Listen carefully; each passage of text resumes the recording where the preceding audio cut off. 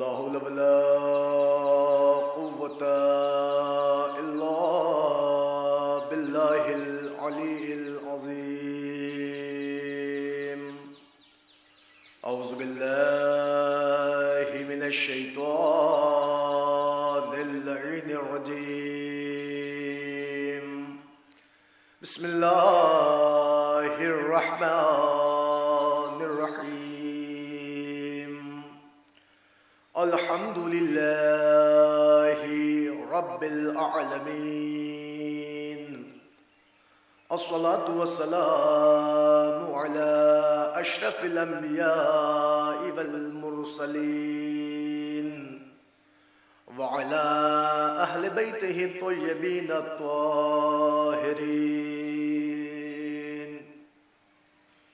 ولعنة الله على أعدائهم أجمعين من الآن إلى قيام يوم الدين. أما بعد فقد قال الله تعالى وتبارك في كتاب الحكيم والفرقان المجيد وقوله الحق. بسم الله الرحمن الرحيم. دخل زكريا المحراب وجد عندها رزقا فقال يا مريم أنى لك هذا؟ قالت هي من عند الله والله يرزق من يشاء بغير حساب. صلوات پڑھ دیں.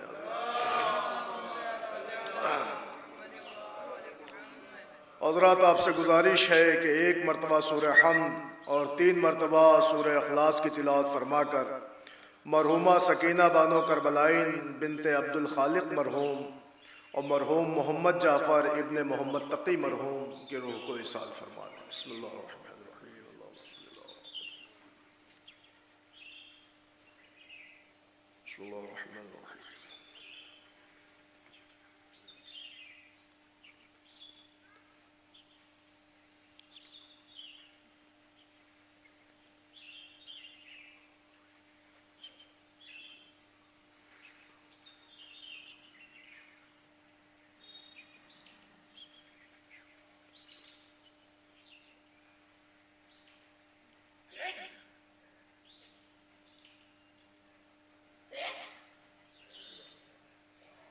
ایک بلند ترین صلوات پڑھ لے بر محمد والی محمد.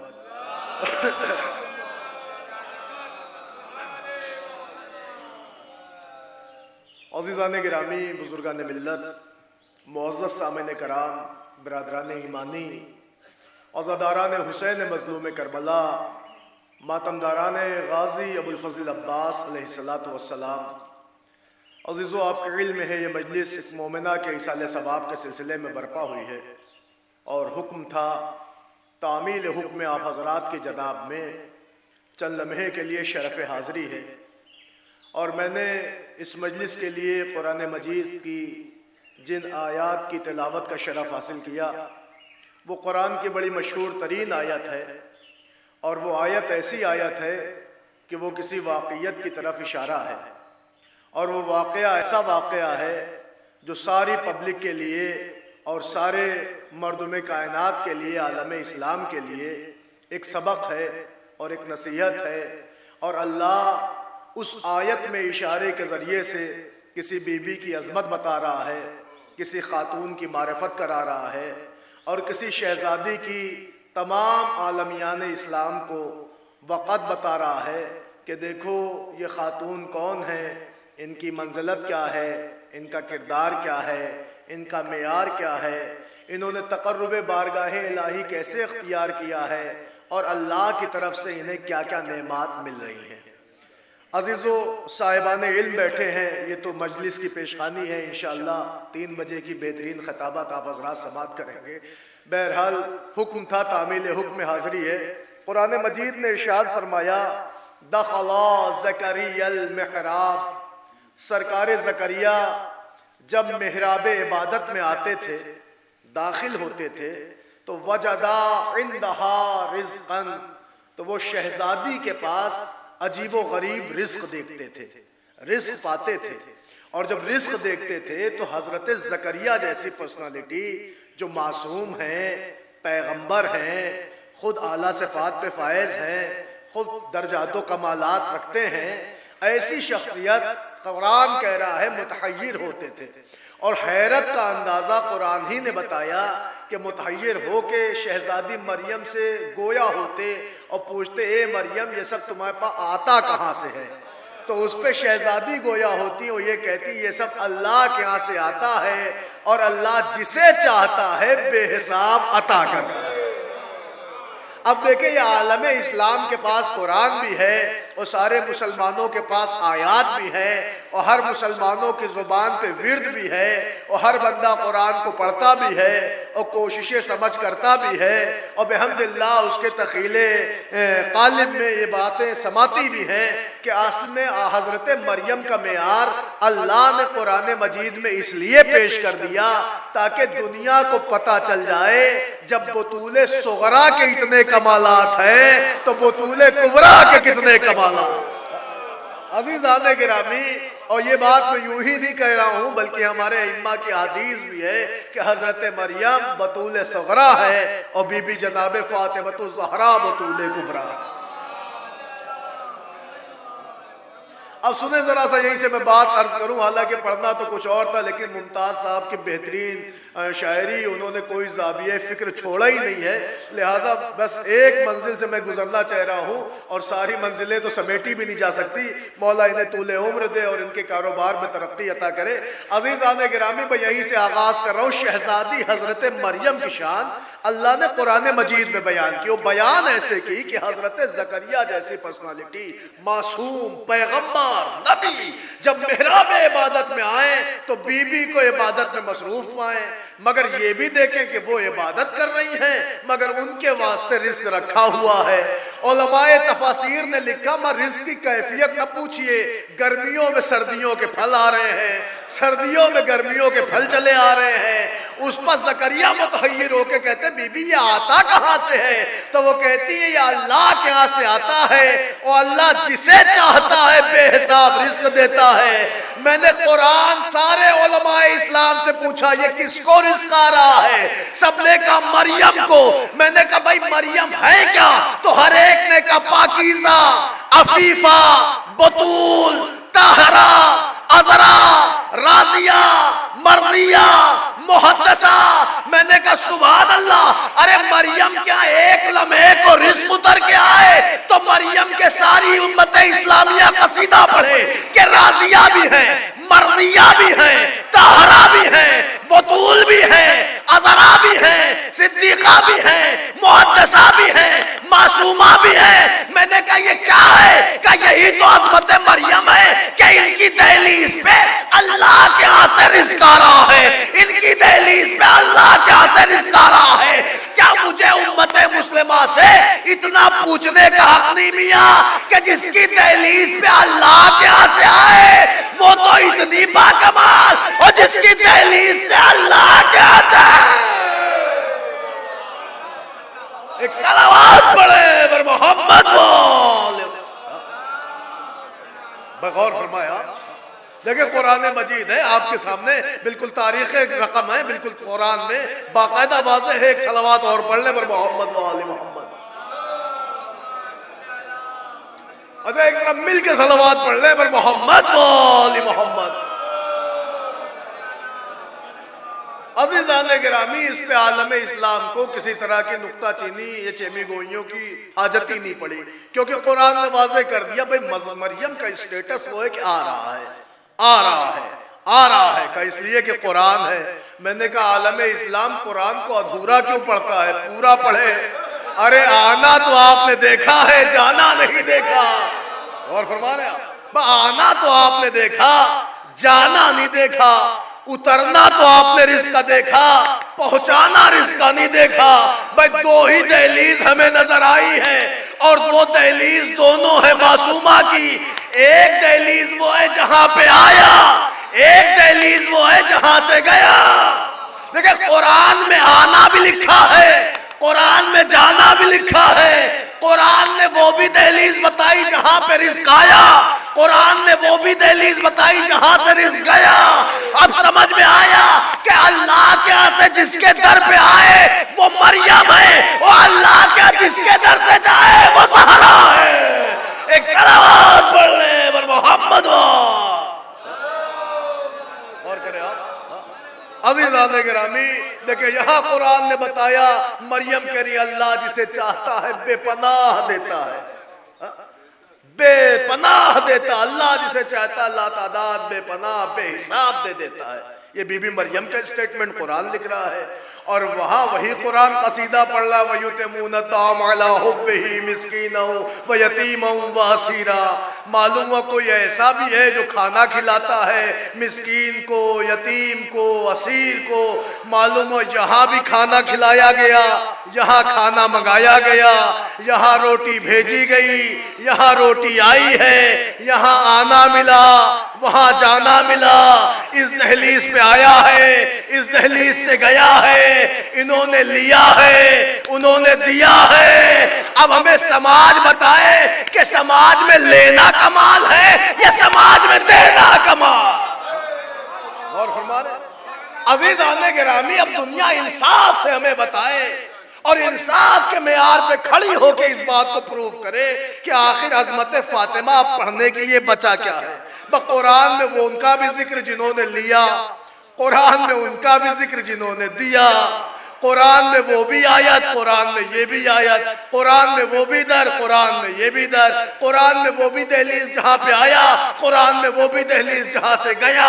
مگر عزیزان گرامی جنہوں نے دیا, جنہوں نے لیا ان کے لیے قرآن میں ایک آیت, اور جنہوں نے دیا ان کے لیے پورا سورہ آیا. متوجہ ہے؟ اب آپ کمال دیکھیں, معیار دیکھیں تو یہ بھی آیت قرآن کی ہے, وہ بھی آیت قرآن کی ہے. یہاں بھی معصومہ کا ذکر, وہاں بھی معصومہ کا ذکر, یہاں بھی خاتون کی عظمت, وہاں بھی خاتون کی عظمت. بس دونوں خاتون میں فرق اتنا ہے, ایک وہ ہے کہ جو اللہ کے ہاں سے لے رہی ہے, ایک وہ ہے جو اللہ کے ہاں دے رہی ہے. اب سارے مسلمانوں نے تو اس بات پہ اتفاق رائے سے لکھا ہے کہ صاحب ایک دن آیا, 2 دن آیا, 3 دن آیا, کبھی یتیم بن کے آیا, کبھی مسکین بن کے آیا, کبھی اسیر بن کے آیا. 1 دن روٹی گئی, 2 دن روٹی گئی, 3 دن روٹی گئی, مسلسل یہ روٹیوں کا سفر رہا. ادھر سے سورے کی شکل میں آیتوں کا انبار آیا. عزیزان گرامی ادھر سے روٹیاں گئیں, ادھر سے آیتیں آئیں. اب آپ اندازہ لگائیے کہ کس معیار کی ہے دست سیدہ سے بنی ہوئی روٹیاں. متوجہ ہیں؟ ارے اس معیار کی روٹیاں ہیں کہ اگر علی فنون جنگ دکھائیں تو جنگ میں شیشہ پلائی ہوئی دیوار کی آیت آئے, علی بستر رسالت پہ سو جائیں تو وہ من الناس من یشری کی آیت آئے, علی حالت رکوع میں زکوٰۃ دے دیں تو علی کے لیے آیت آئے. عزیزو اب معیار تو سمجھو, معلوم و نبوت و امامت اگر ایک ایک فعل انجام دیں تو ایک ایک آیت آئے. مگر بارے فاطمہ کے ہاتھوں کی روٹیاں جائیں تو آیت نہیں آئے, سورہ. صلوات پڑھ دے بر محمد. بس ایک مل کے صلوات پڑھ لیں بر محمد و آل محمد.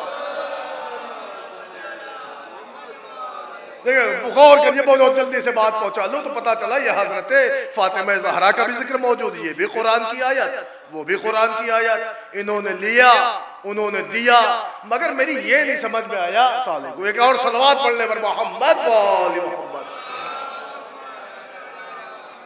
سنیں بہت جلدی سے بات پہنچا لوں, میری یہ نہیں سمجھ میں آیا یہ جو روٹیاں لینے آ رہے تھے یہ تھے کون؟ تو اس میں بھی کوئی اختلافی مسئلہ نہیں, سب نے مان لیا ہے کہ بھئی فرشتے تھے, کیونکہ مکہ مدینے کے لوگ تو تھے نہیں. ارے علی کے دور حکومت میں یا علی کی زندگانی میں ایسا بچے گا ہی کون کہ جو دروازے تک آئے؟ اس لیے کہ جو رات کے پہروں میں اٹھ کر اپنی پشت پر اناج حمل کر کے ضرورت مندوں کی دہلیز کھٹکھٹائے، اسے علی کہتے ہیں۔ اب سمجھ میں آیا جو رات کے اندھیروں میں بانٹے وہ علی ہے، متوجہ ہے، اور جو شام کے پہروں میں آسمانوں کی خبرگیری کرے وہ تارا۔ عزیزان گرامی، اب دیکھیں کمال اس دہلیز کا۔ کہا صاحب وہ جو آئے تھے وہ فرشتے تھے، وہ آئے تو غریب بن کے آئے، یتیم بن کے آئے، مسکین بن کے آئے، اسیر بن کے آئے، روٹی لینے آئے، مگر گھرانے والے ایسے کہ سب پانی پہ افطار کر لیے اور ہر ایک نے روٹیاں دینا شروع کر دی۔ حسنین نے اپنی بڑھائی، فضہ نے اپنی بڑھائی، مولا نے اپنی بڑھائی، زہرا نے اپنی بڑھائی، روٹیاں جاتی رہیں، آیتیں آتی رہیں۔ مجھے اس منزل پہ نہیں جانا، مجھے اتنا پوچھنا یہ کون اتنا فری تھا کہ جو ایک دن آیا، 2 دن آیا، 3 دن آیا، تو سارے مورخوں نے کہا تم نہیں پہچانتے وہ فرشتے تھے، آئے روٹی لینے آئے۔ تو میں نے کہا قرآن کہتا ہے انہیں بھوک نہیں لگتی تو آئے کیوں؟ متوجہ ہے؟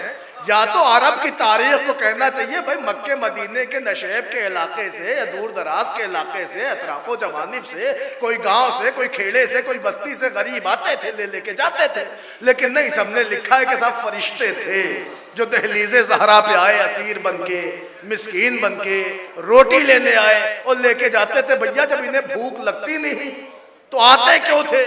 کہ یہ تو مشیت پروردگار ہے، اللہ جانے کہ کیوں آتے تھے۔ میں نے کہا کیا فرشتے اتنے فالتو بیٹھے ہیں کہ جب چاہے چلے آئے؟ بس قرآن نے کوئی ان کا مشغلہ لکھا ہوگا، کوئی کاروبار بتایا ہوگا، تو اب جو ہم نے رخ قرآن کا کیا تو قرآن نے فرشتوں کا پورا فرشتہ نامہ لکھ دیا ہے کہ ایسے فرشتے ہیں کہ جو رکوع میں ہے وہ رکوع میں ہے، غور فرمائیے گا، جو سجود میں ہے وہ سجود میں ہے، جو قیام میں ہے وہ قیام میں ہے، جو سلام میں ہے وہ سلام میں ہے، جو جس حال میں اس حال میں ہے، جو جس بات میں ہے اس بات میں ہے، جو جس پیمانے پہ ہے اس پیمانے پہ ہے۔ ہر وقت عبادت جاری و ساری ہے، ہر لمحہ اذکار ہو رہا ہے، ہر لمحہ تسبیح ہو رہی ہے، ہر لمحہ ذکر ہو رہا ہے۔ قرآن نے بتایا اللہ کے فرشتے ہر لمحہ معراج عبادت پہ ہیں، ایک لمحہ بھی ان کا عبادت سے خالی نہیں۔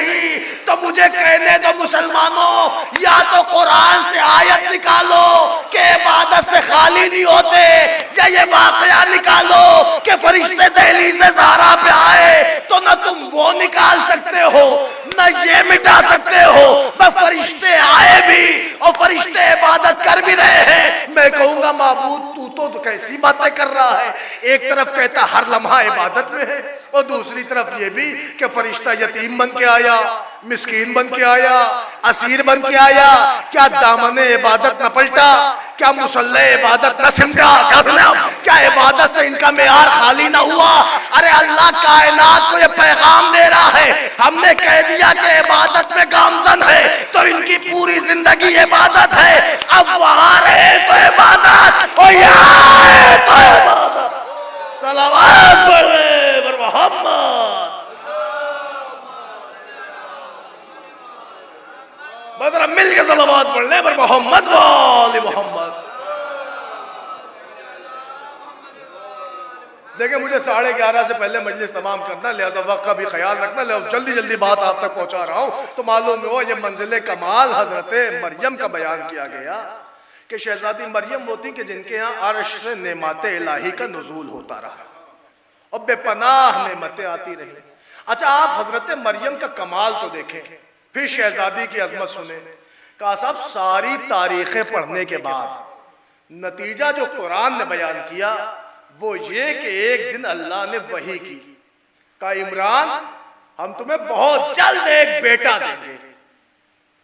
اب جو باپ کو یہ خبر ملی تو اس نے اپنی زوجہ کو بھی بتایا، بعض لوگوں نے ہنہ کو بتایا، آئے اور آن کے کہا حضرت ہنہ سے کہ ایسا ہے ہم بہت جلد والدین ہونے والے ہیں، اللہ ہمیں ایک بیٹا دے گا۔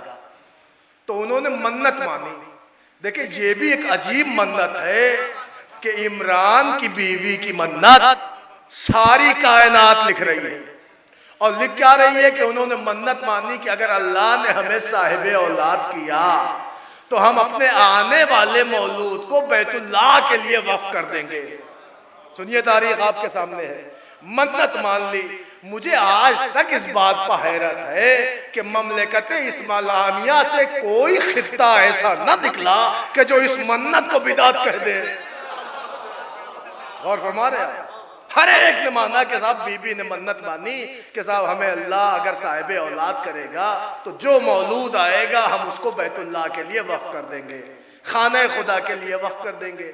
تو عمران آئے اور اپنی زوجہ ہنہ سے بتایا کہ اللہ ہمیں بہت جلد صاحب اولاد کرنے والا ہے. خوشی کی ایک لہر گھر میں دوڑ گئی.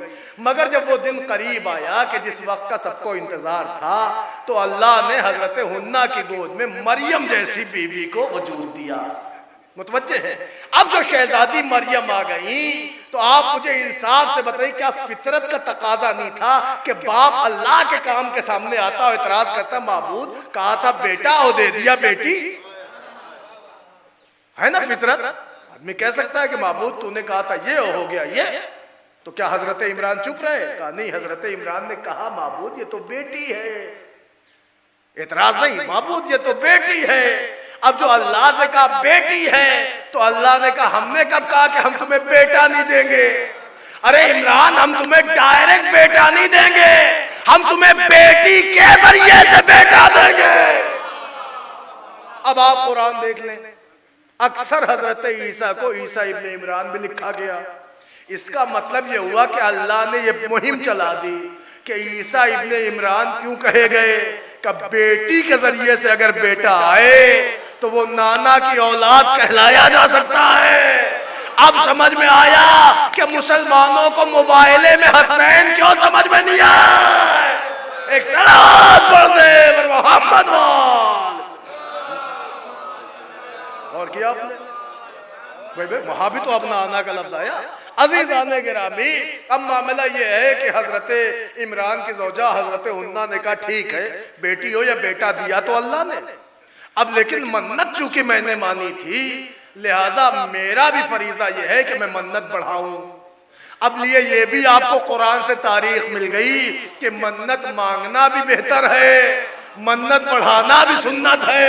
متوجہ ہیں آپ؟ نہ مانگنے میں کوئی عذر ہے نہ بڑھانے میں کوئی دقت ہے, اس لیے کہ قرآن میں منت مانگی بھی گئی ہے اور قرآن میں منت بڑھائی بھی گئی ہے. متوجہ ہیں؟ اب بی بی لے کے بڑھی اپنی بیٹی کو خانہ خدا کی طرف. جیسے بڑھی تو کیا دیکھا وہاں علماء کا ایک جھرمٹ گروہ اور سارے علماء اپنے کام میں لگے ہیں. تو علماء کا طریقہ کار یہ تھا کہ اس دور کے جو علماء تھے, جو پڑھے لکھے افراد تھے, جو بڑے متقی پرہیزگار تھے, جو خانہ خدا میں رہا کرتے تھے, ان کا مشغلہ یہ تھا کہ وہ لوہے کے قلم سے پتھروں کے اوپر عبارتیں کندہ کرتے تھے, تحریریں لکھتے تھے, اپنے زمانے کی کتاب کی عبارتیں لکھا کرتے تھے. تو وہ علماء لوہے کے قلم سے پتھروں میں اندر کندہ کرتے تھے, کریدتے تھے پتھروں پہ تحریریں کرتے تھے.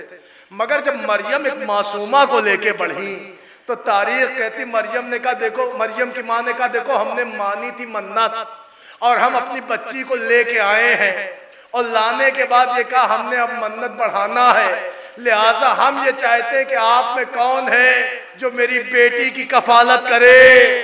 بھئی یہ سننا تھا, سارے لوگوں نے ہاتھ اٹھایا, ہم ہیں ہم ہیں ہم ہیں. اسی میں ایک ہاتھ زکریا کا بڑا ہم ہیں. متوجہ ہیں آپ؟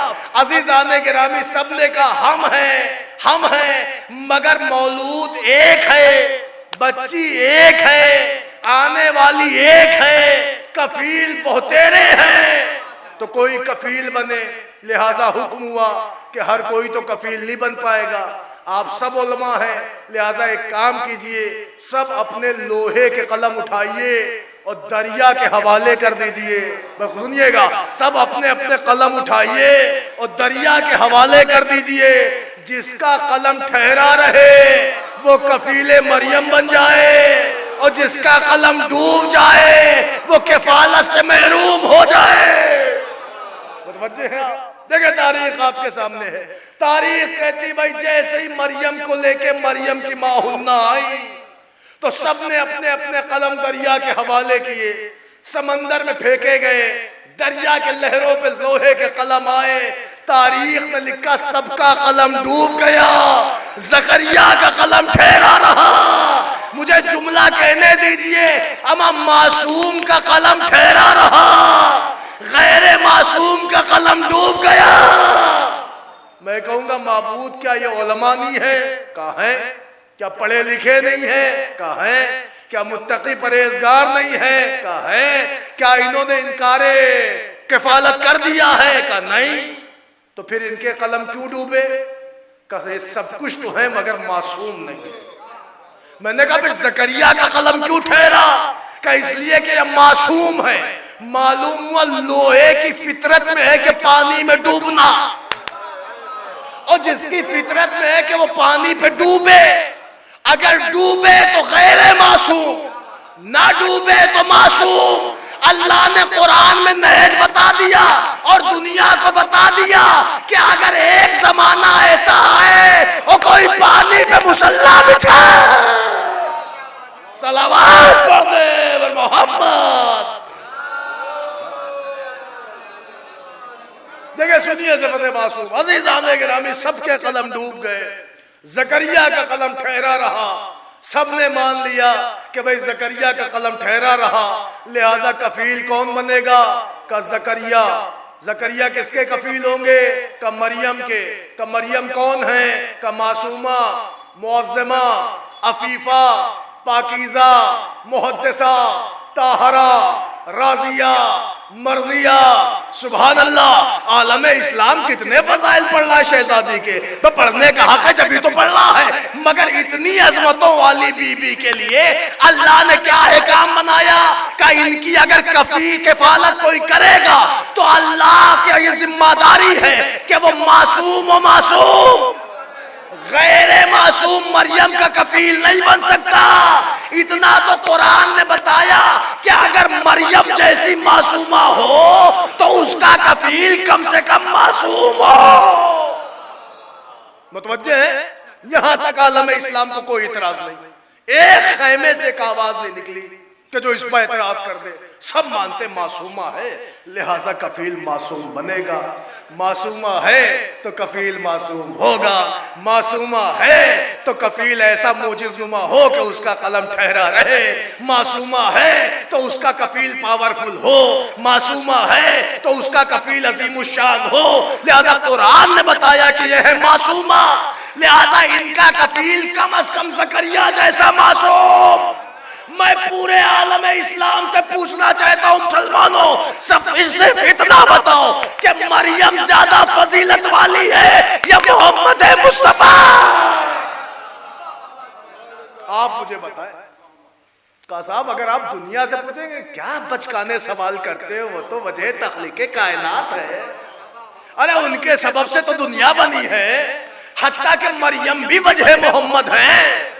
اگر محمد نہ ہوتے تو نہ مریم ہوتی، نہ حنا ہوتی، نہ عمران ہوتے، نہ کائنات ہوتی۔ کیا باتیں کرتے ہو؟ مریم کا کہا تقابل حضرت محمد سے، اس لیے کہ ان کی وجہ سے کائنات ہے۔ لولا کا لما خلقت الافلاک کے مصداق ہے کوئی جو محمد کا مقابلہ کرے؟ ارے اتنی عظمتوں والے کیا اللہ نے تو ان کی طہارت کا اعلان کیا ہے، مگر محرمت کے لفظ محمد کی حمد ہے۔ قرآن کے سورے محمد کی نغمہ سرائی کر رہے ہیں۔ عزیزان گرامی، کہاں محمد کہاں مریم؟ میں نے مسلمانوں سے پوچھا، اتنا تو سمجھ میں آیا کہ مریم کچھ بھی نہیں ہے محمد مصطفیٰ کے آگے، مگر قرآن نے بتایا اگر مریم جیسی معصومہ ہو تو اس کا کفیل کم سے کم زکریا جیسا معصوم۔ تو اے مسلمانوں انصاف چاہتا ہوں، یہ بتاؤ جب محمد یتیم ہوئے تو کفالت کس نے کی؟ صلوات پڑھ دے بر محمد۔ بھائی ذرا مل کے صلوات پڑھ لیں بر محمد و آل محمد۔ ایک ذرا اور صلوات پڑھ لیں بر محمد و آل محمد۔ عزیزان گرامی، تو آپ مجھے انصاف سے بتائیے بھائی کس نے کفالت کی؟ تو اگر قرآن مجید کی ان آیات کو آدھار بنایا جائے تو معذاللہ ہمیں کہنا تو نہیں چاہیے، لیکن مسلمانوں کے درمیان اتنا تو کہنے کا حق ہے کہ میاں جس ابو طالب کو تم کافر کہہ رہے ہو، یہاں تو اس بیس پہ سرکار کی عصمت ثابت ہو گئی، اس لیے کہ قرآن مجید سورہ احزاب فلن تجد لسنت اللہ تبدیلا، اللہ کا قانون کبھی بدلتا نہیں، تو جب بدلتا نہیں تو کیسے وہاں زکریا اور یہاں ابو طالب؟ اس کا مطلب جو صفات زکریا میں ہیں وہ صفات ابو طالب میں ہے، جو معصومہ کے کفیل کے اندر کوالٹی ہے وہ کوالٹی حضرت ابو طالب میں ہے۔ متوجہ ہیں آپ؟ اور اس کی سب سے بڑی دلیل، اگر کوالٹی نہ ہوتی تو سرکار ان سے اپنا نکاح کیوں پڑھواتے؟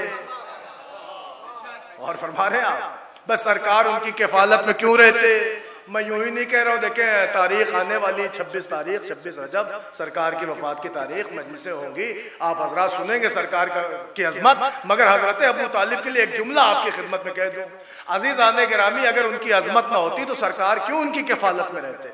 اور باقاعدہ لکھا 1-2 سال نہیں، 9.5 سال شیب ابی طالب کو ملا لے، 9.5 سال سرکار ان کی کسٹڈی میں رہے، کھائیں تو ابو طالب کا، پیے تو ابو طالب کا، سوئیں تو ان کے ساتھ، رہے تو ان کے ساتھ، سفر میں جائیں تو ان کے ساتھ۔ متوجہ ہیں کتنے معیار کے ہیں حضرت ابو طالب؟ میں ایک اشارے میں آپ معیار سن لیں، میں آپ کی بات تمام کر دوں اور میں اپنے مرکز پہ آ جاؤں اور اپنے موضوع کی طرف چلا جاؤں۔ حضرت ابو طالب کی بات ہے، ایک جملہ سن لیں معیار کا۔ دیکھیں میں بڑا چھوٹا سا مولوی ہوں، طفل مکتب ہوں، ان بزرگوں کے درمیان میں نے بولنا سیکھا ہے اور دوست احباب جانتے ہیں اچھے سے۔ عزیزان گرامی، حاجی صاحب بھی پیچھے بیٹھے ہوئے ہیں، میں ایک جملہ یہیں سے آپ کی خدمت میں عرض کروں، بہت چھوٹا سا مولوی، لیکن مولویت کے بھی اپنے دل ہوتے ہیں، امیدیں ہوتی ہیں۔ اتفاق ایسا ہوا، ایک دن ہمارے گھر پہ ایک کارڈ آیا شادی کا، اور شہزاد پور کے کسی بہت بڑے بزنس مین کے یہاں شادی تھی، اور نام بھی مسلمان الحاج لکھا ہوا تھا شروع میں۔ اب جو ہم نے اس کارڈ پہ نوید کی پیشانی پہ دیکھا تو میرا نام، دل خوش ہو گیا، نام کے ساتھ لفظ مولوی مولانا بھی لگا ہوا تھا، اور خوش ہو گیا کہ اب صاحب اس میں شیروانی پہن کے جانا ہے۔ دیکھیں سنیے گا، مثال ہے، دل اور خوش ہو گیا، شیروانی پہن کے جانا۔ اب جو گئے تو صاحب بہت بڑا میور میرج ہال تھا، اس میں شادی تھی، مسلمانوں کا جمع غفیر، اور بڑی بڑی ٹوپیاں، بڑی بڑی شیروانی، سارے مسلمان جمع تھے۔ تھوڑی دیر بعد اناؤنسمنٹ ہوا، اعلان ہوا کہ ابھی کچھ دیر بعد ایک بہت بڑے عالم دین صیغہ نکاح جاری کریں گے۔ سنیے گا، دل کی امنگیں تھی کہ مت پوچھئے، دل ہی دل میں خیال آیا کہ ہم لاک ڈاؤن کے مارے ہوئے مولوی، کاش کہ یہ نکاح ہمارے ہتھے چڑھ جائے۔ عزیزان گرامی، مگر خیالی پلاؤ پکانے میں کسے، عزیزان گرامی دیر نہ گزری کہ ہم نے پہلو والے مولوی صاحب سے کہا کاش کہ یہ نکاح ہمیں ملتا۔ اکبر پور کے بہت بڑے رئیس کے یہاں شادی ہے، اور ان کے یہاں کا نکاح اگر ہمیں مل جائے تو کیا کہنا، لفافہ بھی حیرت انگیز ہوگا۔ عزیزوں دیر نہ گزری کہ اتنے میں اناؤنسمنٹ ہوا اور مولوی کا نام لے لیا کہ صاحب خالد رشید فرنگی مہلی پڑھیں گے۔ دل تھا کہ ٹوٹ گیا، مجروح قلب کے ساتھ شکستہ آوازوں سے ہم نے پہلو والے مولوی سے کہا کیا ہمیں نکاح یاد نہیں ہے؟ تو انہوں نے کہا آتا تو ہے مگر آپ کے سامنے مجبوری ہے۔ کہ مجبوری کیا ہے؟ کہ جس مسلک کی شادی ہے آپ اس مسلک کے نہیں ہیں۔ میں کچھ عرض کر گیا آپ کی خدمت میں کہ بھائی جس برادری کی شادی آپ اس برادری کے نہیں ہیں۔ اتنا تو عقل سلیم میں آیا کہ نکاح وہی پڑتا ہے کہ جو اس برادری کا ہو۔ غور کیا آپ نے؟ اتنا تو عقل نے بتایا کہ بھائی نکاح وہی پڑتا ہے کم از کم جو اس برادری کا ہو۔ تو یہ جو دل ٹوٹا تھا اس کو راحت ہو گئی، ہاں یار بات تو صحیح ہے، میں اس برادری کا ہوئی نہیں تو مجھ سے پڑھوائیں گے کیوں؟ مگر اتفاق ایسا ہوا کہ ممبئی سے بھی ایک کارڈ آیا، ممتاز بھائی جانتے ہیں کارڈ آیا تو وہاں کے بہت بڑے بزنس مین کا، انہوں نے بھی مولانا لکھ کے بھیجا تھا، ہم نے بھی صاحب گودان سے ٹکٹ کرا لیا۔ متوجہ ہیں عزیزان گرامی، اب جو پہنچے تو باقاعدہ ٹوپی شیروانی میں پہنچے، وہاں علماء کا جمع غفیر لگا ہوا تھا۔ کہا شادی کا قسم مرین ڈرائیو پہ شادی ہے، بڑی بھوکالی شادی۔ اور فرمایا آج جو وہاں پہنچے تو صاحب پوری امنگیں تھیں، دل میں جذبے بیدار تھے کہ آج نکاح ہم پڑھ دیں، آج ہم پڑھ دیں۔ مگر اتفاق سے تھوڑی دیر بعد جو اعلان ہوا تو اس میں یہ کہا گیا ایک بہت بڑے عالم دین تشریف لا رہے ہیں اور وہ مغل مسجد کے پیش نماز بھی ہیں. اس زمانے میں مثلا شیرازی صاحب تھے اور شیرازی صاحب پڑھیں گے. پھر دل ٹوٹ گیا.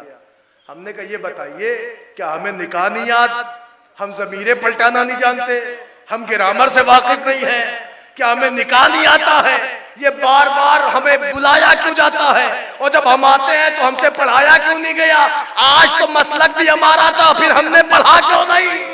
تو انہوں نے کہا آپ سمجھے نہیں, جتنے معیار کی شادی ہوتی ہے اسی معیار کا عالم آتا ہے.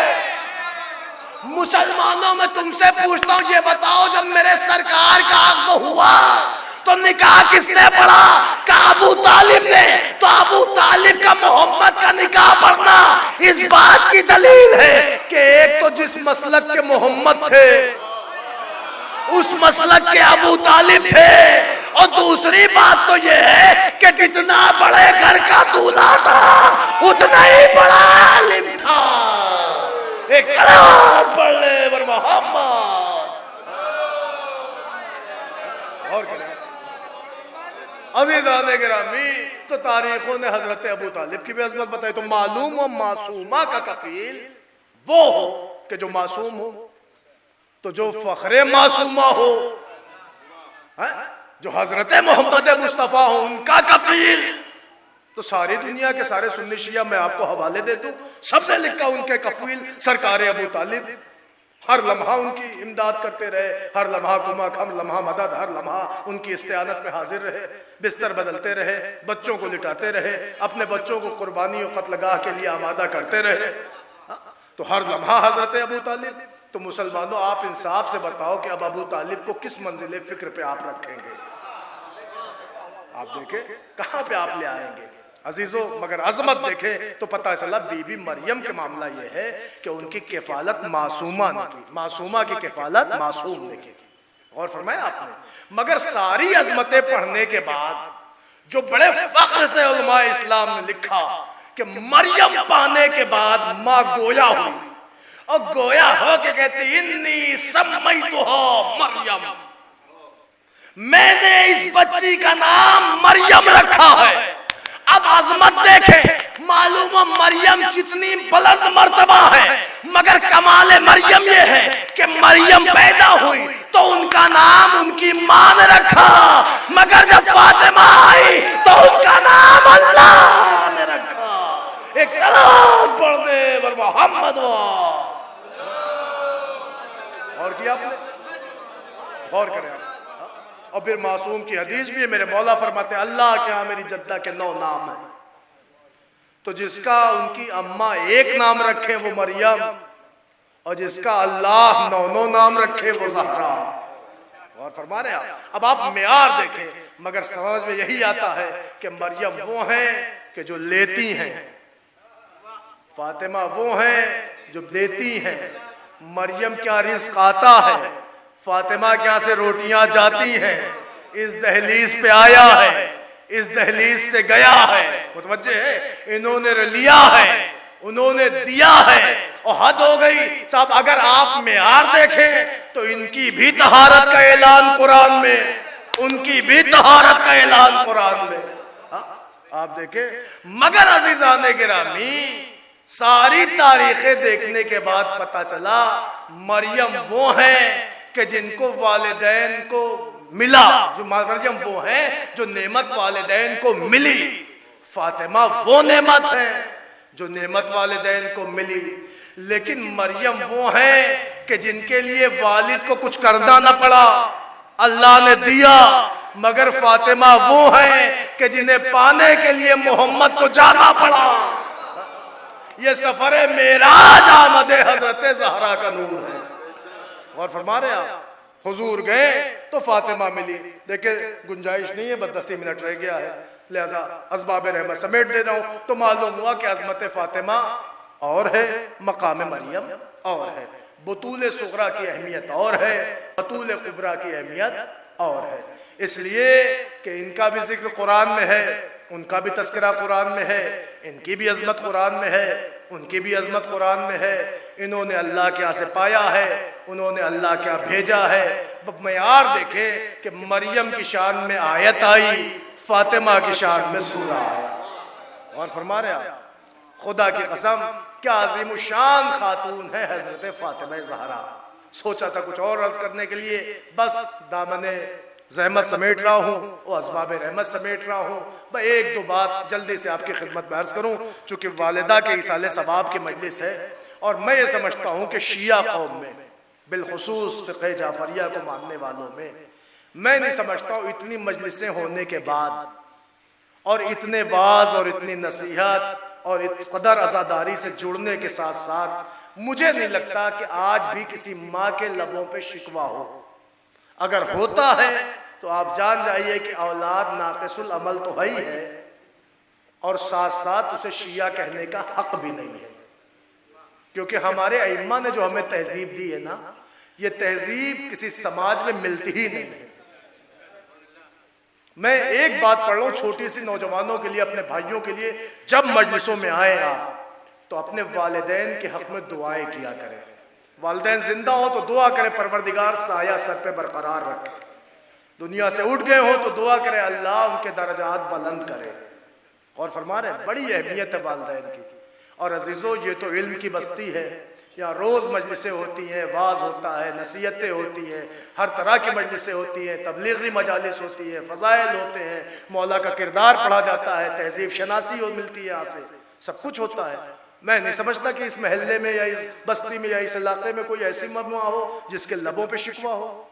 ہاں مگر سماج میں ایسی مائیں ملتی ہیں کہ جو چارپائیوں پہ کھانستی رہتی ہیں، مگر اولاد انہیں 40 روپے کی دوا نہیں دلا پاتے، مگر جب ان کے 40ویں کی ڈیٹ آتی ہے تو وہی اولاد اپنا نام کمانے کے لیے 40 دیگ بریانی بنا دیتی ہے۔ ایسی اولاد پہ حیف ہے۔ غور فرما رہے ہیں آپ، ایسی اولاد پہ حیف۔ عزیزو بڑی اہمیت ہے ماں کی۔ بس میں اشارے میں اپنے چھوٹے بھائیوں کے لیے پڑھ دوں تاکہ کوئی یہ نہ کہے یار ہمیں پتہ ہی نہیں تھا ماں کیا ہے۔ اب آپ کو کیوں نہیں پتا کہ ماں کیا ہے؟ اللہ نے ماں کے اتنے درجات قرآن میں بتائے ہیں، آپ پہلے قرآن پڑھیے تو صحیح۔ ان کی آوازوں پہ آوازیں نہ بلند کرو، دیکھو والدین کا مقام، ان کے برابر نہ چلو، ان کے سامنے تن کے نہ کھڑے ہو، ان کے سامنے سر جھکائے نہ ہو، ان کے سیدھانے نہ بیٹھو۔ آپ دیکھیں کتنی اہمیت قرآن میں ہے۔ اور پھر اگر معصوم کے آئیے تو خدا کی قسم معصوم نے تو حق ادا کر دیا، کیا تہذیب سکھائی ہے۔ امام فرماتے ہیں ہمارے آپ کے چھٹے امام امام جعفر صادق علیہ السلام، ہمارے چھٹے مولا فرماتے ہیں کہ نوجوانوں پر واجب ہے، سنیے، جب کسب حلال کر کے اپنے گھر لوٹے تو اپنی جمع کی ہوئی کمائی ہوئی پونجی اپنے والدین کے ہاتھوں پہ یوں نہ رکھے۔ مولا سے کسی نے پوچھا مولا یہ کیا؟ کہ ایک بندہ کمانے گیا، کما کے لایا، اس نے اپنی دولت کمائی اور کمائی ہوئی پونجی اپنے والدین کے ہاتھوں پہ یوں نہ رکھے۔ مولا نے کہا نہیں، ہمیں منظور نہیں ہے کہ کوئی ہمارا چاہنے والا اپنے والدین اپنے ماں باپ کے ہاتھوں پہ کمائی ہوئی دولت یوں رکھے۔ مولا پھر کب لوگوں کے لیے ضروری ہے کہ جب کسب حلال کر کے گھر لوٹے تو اپنی جمع کی ہوئی پونجی اپنی ہتھیلی پہ سجا لے اور پھر والدین کے سامنے اپنی ہتھیلی کو پھیلا دے، والدین حسب ضرورت اس میں سے اٹھا لے۔ یہ کیا ہے؟ یہ تہذیب ہے جو ہمیں آل محمد نے دی ہے۔ والدین حسب ضرورت اس میں سے اٹھا لے۔ اس کا کیا مطلب؟ اس کا مطلب یہ کہ مولا کو ایک لمحے کو بھی منظور نہیں ہے کہ ان کے کسی چاہنے والے کے والدین کا ہاتھ ان کے بیٹوں کے سامنے پھیلے۔ جب آپ جمع کی ہوئی پونجی یوں رکھیں گے تو ہاتھ پھیلے گا، یہ مولا کو منظور نہیں ہے۔ سوچیں آپ کتنی اہمیت ہے والدین کی کہ جو والدین کے ہاتھ پھیلنا نہیں منظور کرتے ہیں، وہ چاہتے تم ہاتھوں پہ سجا کے لے جاؤ، وہ اٹھا لے۔ عزیزان گرامی یہ تہذیب دیکھیں کہاں ملے گی، یہ تہذیب خدا کی قسم اتنی اہمیت ہے۔ یہی چھٹے امام امام جعفر صادق علیہ السلام، میں ایک جملہ سننے اشارے میں ربط مسائل سنیں، اہمیت دیکھیں ماں کی کتنی ہے۔ بندہ آیا آکے کہتا ہے مولا مرتی بھی نہیں ہے، رات بھر کراہتی رہتی ہے، سونے بھی نہیں دیتی۔ مولا فرماتے کس کے بابت باتیں کرتا ہے؟ کہا وہی جو میری ماں ہے۔ آنکھیں غضبناک ہو گئی، شرم نہیں آئی؟ ماں کے لیے کہہ رہا، ارے نہ کہوں تو کیا کہوں، کافرہ ہے. میں نے آپ کے دستے کرم پہ کلمے پڑھے ہیں، اس نے تھوڑی پڑھا ہے، وہ تو کافرہ ہے، آپ کی دشمن ہے، مر بھی نہیں جاتی، رات بھر کراتی رہتی ہے. امام نے کہا تو مسلمان ہو گیا ہے. سنیے گا جملہ کہ مولا میں نے تو آپ کے ہاتھوں پہ کلمہ پڑھا ہے. امام نے کہا وائے ہو تجھ پر، تو نے یہ کیسا کلمہ پڑھا ہے کہ تجھے ماں کی اہمیت نہیں پتا. کہتا مولا وہ تو کافرہ ہے، مومنہ تھوڑی ہے، اسلام تھوڑی لائی، ہو تو دشمن ہے آپ کی، کافرہ ہے. امام نے کہا سن، کافرہ بعد میں ہے، پہلے تیری ماں.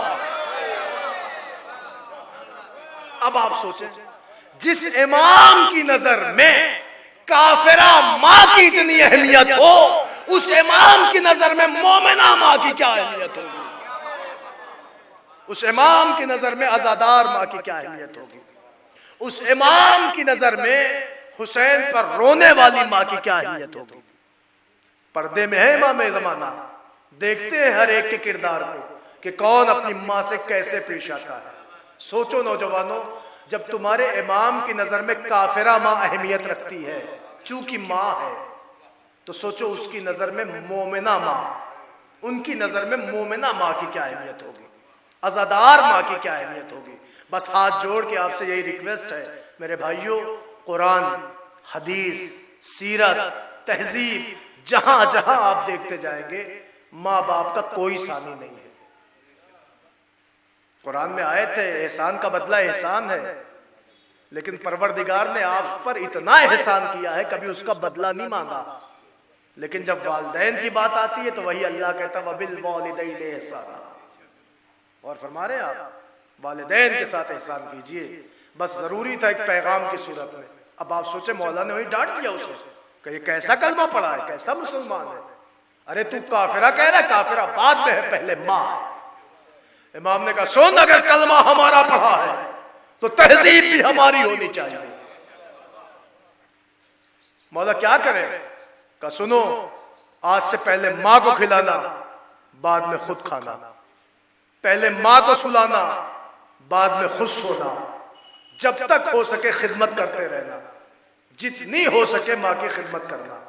یہ بندہ آیا، پہلے ماں کو کھلاتا ہے، پھر خود کھاتا ہے، پہلے ماں کو سلاتا ہے، پھر خود سوتا ہے، رات رات کے پہروں میں اٹھ کے ماں کی خدمت کرتا ہے. ماں بے قرار ہو گئی، کہتی میرے لال میں تیرے کردار میں انقلاب دیکھ رہی ہوں، یہ کیا معاملہ ہے؟ اس نے بڑی چشم پوشی کے ساتھ کہا ماں، جن حضرت کے ہاتھوں پہ ہم نے کلمہ پڑھا ہے نا، یہ تہذیب انہوں نے دی ہے. آنکھیں بھر آئی ماں کی، رو کے کہتی میرے لال اس سے پہلے کہ موت کا فرشتہ دستک دے دے، حضرت کی بارگاہ میں چلا جا اور ان سے کہہ دے کہ جس کی تہذیب اتنی پیاری ہے کہ ایک ماں کو اس کے ماں ہونے کا شرف مل گیا، وہ ماں چاہتی ہے کہ حضرت کے ہاتھوں پہ کلمہ پڑھ لے. اس نے صبح ہونے کا انتظار نہ کیا، دوڑتا ہوا آیا، مولا جلدی چلے، میری ماں کو کلمہ پڑھا دے. مولا میں چاہتا ہوں میری ماں مومنہ دنیا سے جائے. مولا تشریف لائے، آن کے اس کی ماں کو کلمہ پڑھایا. ماں نے دامن عیسیاں سمیٹ کر اپنے لبوں سے خالصتاً ایک جملہ کا آقا جب آپ نے مجھے مسلمان کر ہی دیا ہے تو ایک وصیت میری ہے کہ اگر میں مر جاؤں تو نماز جنازہ آپ پڑھائیے گا. عزادارو آپ اندازہ لگائیں، اگر کسی کی نماز جنازہ وقت کا امام پڑھا دے، اللہم انا لا نعلم منہا الا خیرا، آپ دیکھیں کیا درجات ہوں گے اس کے.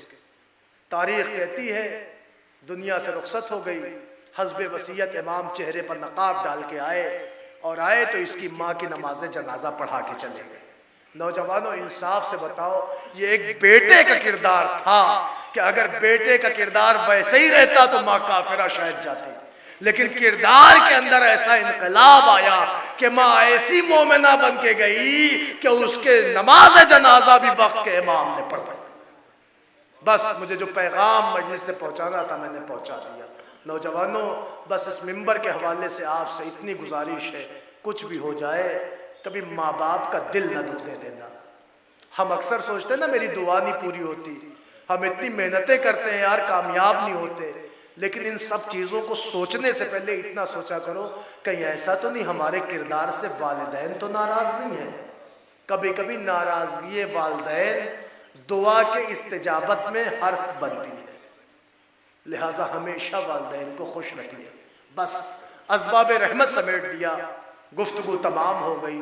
بڑی اہمیت ہے ماں کی، اور خدا کی قسم اتنی بڑی نعمت ہے ماں کہ جب ماں دنیا سے رخصت ہوتی نا تو انسان کف افسوس ملتا ہم نے کیا کھو دیا۔ بہت بڑی نعمت ہے۔ ظاہر ہے کہ ایک ماں کی مجلس ہے، میرے بھائی نفیس صاحب کربلا میں ہیں، مولا ان کو اور ترقی دے، کامیاب ہوں۔ مجھے کربلا میں ملے، مولا کے حرم میں ملے، لیکن عزیزوں ان کا فون آیا کہ ہماری والدہ کی آپ مجلس پڑھ دیئے۔ میں نے کہا بھائی جس لحاظ سے بھی ہوگی میں حاضر ہوں، پڑھ دوں گا۔ عزیزان گرامی، بہرحال ایک ماں ہے اور ظاہر ہے بیٹا پردیس میں ہے، لیکن میں نے آپ کے لیے اس جملے کا استعمال اس لیے کیا ہے کیونکہ بڑی مصیبت کا معاملہ ہوتا ہے ماں اگر رخصت ہو اور بیٹا پردیس میں ہو، بڑی عظیم منزل ہے۔ آپ نے ابھی مرثیے میں سنا ہوگا نا، مظفر بھائی کو اللہ سلامت رکھے، ابھی آپ سن رہے تھے نا، یہ دن وہ دن ہے مدینہ نبی کا ویرا ہے، سفر میں شاہ ہے صغرا وطن میں گریا ہے، غبار اڑتا ہے لو چلتی ہے بیاباں ہے، اجل کا ہاتھ ہے شبیر کا گریباں ہے۔ عزیزان گرامی، وہ دن آ رہا ہے نا، روئیں گے آپ سفر مدینہ میں، روئیں گے آقا حسین کو، مگر عزیزو بڑی عظیم محبت ہوتی ہے ماں اور بیٹے کی محبت، ایسی ہوتی ہے کہ جب نانا سے ملنے گئے تو ایسے گئے جیسے بادشاہ سے ملتا ہو، جب بھیا کے لحد پہ آئے ایسے آئے جیسے شہزادہ شہزادے سے ملتا ہو، مگر جب ایک ٹوٹا ہوا بیٹا اپنی ماں کے مزار کی طرف بڑھا تو ایسے گئے جیسے گھٹنیوں کے بعد اماں تیرا لال جا رہا ہے، اماں حسین رخصت ہو رہا ہے، اماں حسین جا رہا ہے۔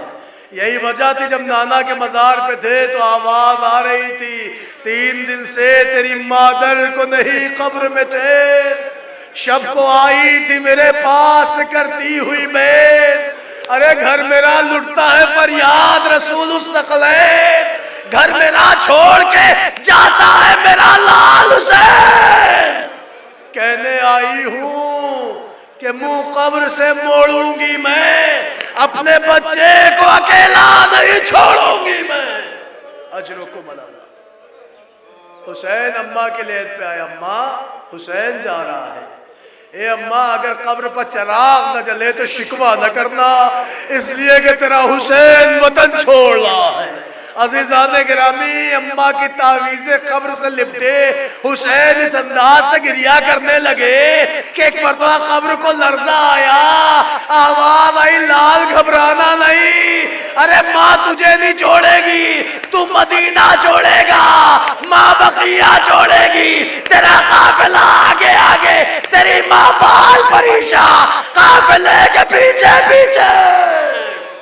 اجرکم اللہ، اجرکم اللہ۔ آوازیں بلند ہو گئی، خدا ان آوازوں پہ نزول رحمت فرمائے، شہزادی آپ کی دعائیں پوری کر دے، اے رونے والوں اللہ تمہارے گھروں میں پردہ سلامت رکھے، جو دعائیں لے کے آئے ہو آپ اللہ بھی پوری کرے۔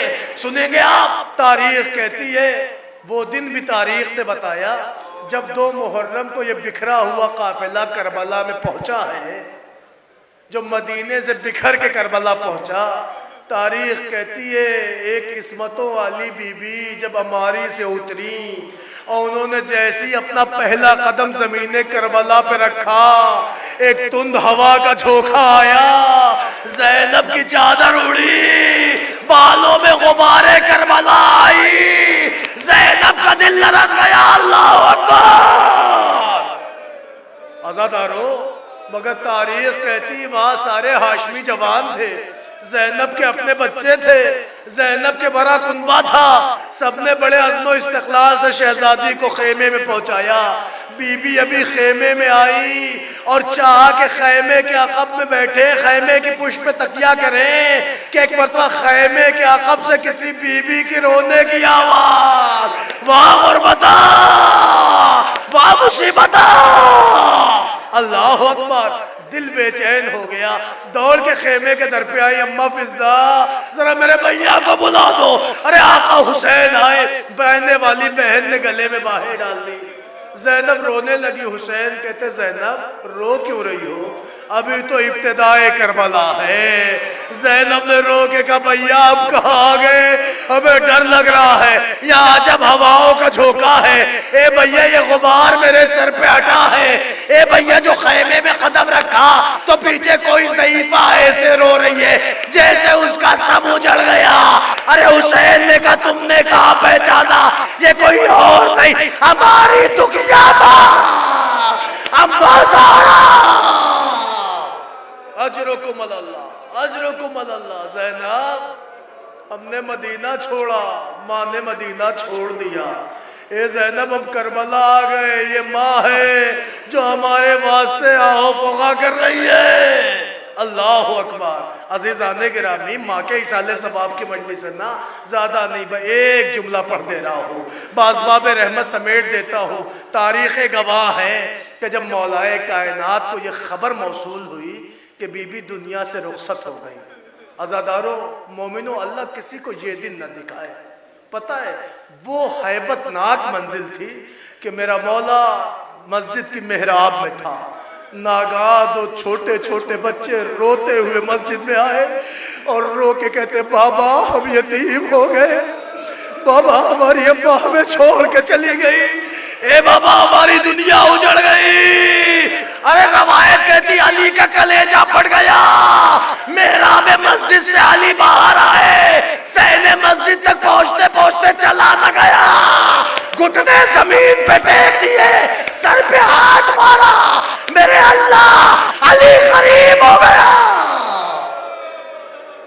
جزاک اللہ، جزاک اللہ۔ آوازیں بلند ہیں آپ کی، قیامت ہو گئی۔ بازی سو جب ہولی زمین پہ بیٹھ گئے نا تو بچوں سے دیکھا نہ گیا، دوڑے، ایک نے دایاں بازو سنبھالا، ایک نے بائیں ہاتھ پہ ہاتھ رکھا، بابا اماں تو چلی گئی، اے بابا آپ کی خیر ہو، بابا اپنے کو سنبھالو، بابا حوصلہ۔ بچوں نے سنبھالا، باپ زوجہ کے جنازے پہ آیا، علی نے خوب گریہ کیا۔ اے عزاداروں میں تفصیل نہیں پڑھتا، لو غسل ہو گیا، تدفین کا وقت آ گیا، نصف شب آ گئی، اندھیری رات ہے، تنہائی ہے، بے کسی ہے، یتیموں کی آہو فغا ہے، اور ایک غریب کے جنازے پہ غریب کھڑا ہے، علی کے لب ہل رہے ہیں، علی اپنی غربت کا مرثیہ پڑھ رہے ہیں، واہ غربتا، واہ غربتا، اے فاطمہ علی تنہا ہو گیا، اے فاطمہ علی غریب ہو گیا، اے فاطمہ میں بتاؤ تمہارا جنازہ اٹھاؤں تو کیسے؟ سنو گے؟ بھئی یہی روایت پڑھ دے رہا ہوں، مجلس تمام ہے۔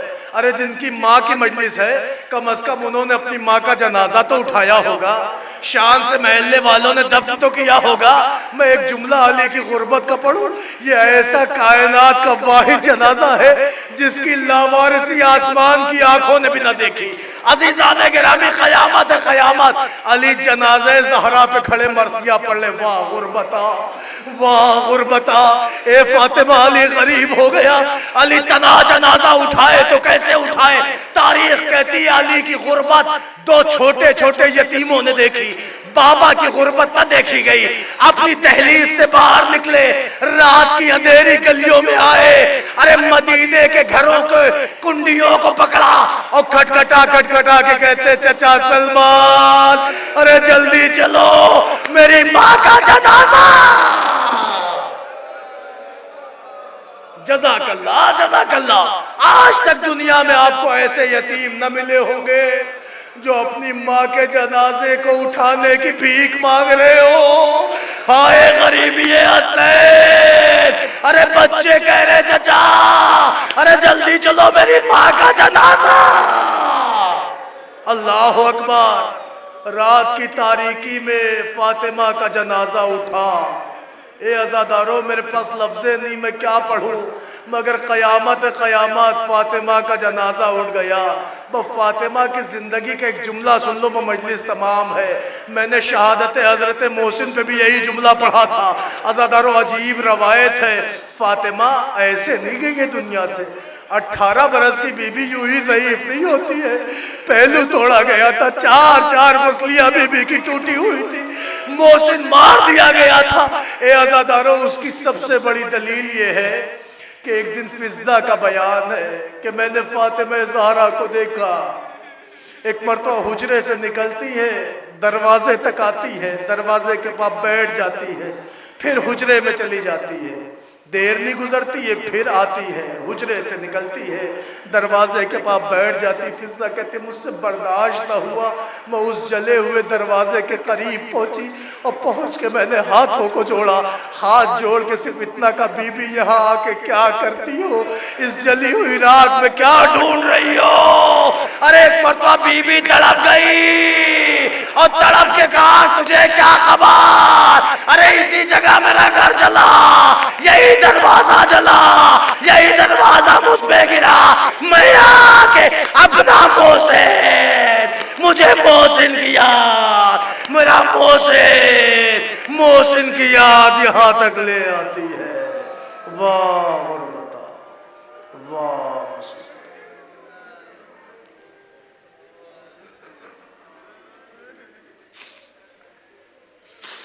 سيعلم الذين ظلموا أيام قلب ينقلبون إنا لله وإنا إليه راجعون۔